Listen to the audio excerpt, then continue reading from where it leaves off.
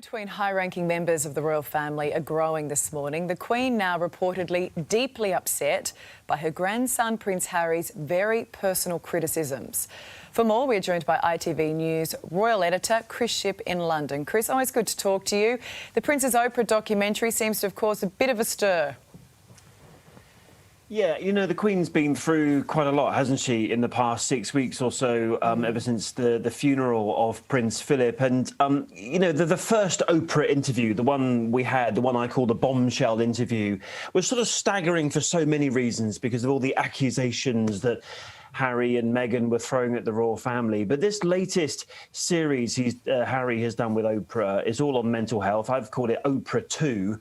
And, you know, it's staggering for different reasons. One, because Harry's kind of let the cameras in to see him having mental health therapy, which in itself is quite remarkable. But also, yet again, he's criticised his father for not supporting him when he was younger against all the sort of press intrusion that was coming his way. So, you know, that family rift, we often talk about the brotherly rift between Harry and William, but, you know, yet again, Harry has exposed the rift between him and his father, Prince Charles. Yeah, and it seems it's a pretty big one, that, isn't it? I mean, how do they get that back on track? With difficulty. I mean, we're expecting Harry over here on the 1st of July because Princess Diana would have been 60 years old, if you can believe that, on the 1st of July, and a statue is being unveiled at Kensington Palace. Both brothers are there. Now, the last conversation I had with some palace aides, I mean, they still don't quite know how they're going to manage this one. You've got Harry coming back into London after everything he said on Oprah 2. But actually, Harry was saying in that documentary that he always, one of his triggering points was flying back into London throughout his life. Whenever he was flying back into London or the UK, he would have that sort of feelings of nervous and anxiety and being what he called the hunted. So I think, you know, they haven't quite worked out how they're going to not only manage the two brothers here, but also, you know, Harry coming back to the UK after throwing yet more shade, if you like, at his family. And, I mean, that's what's been so extraordinary, isn't it? And every time we hear you know, when he comes out and he does something with Oprah, I just keep thinking, I think most people do, how on earth is the Queen responding to this?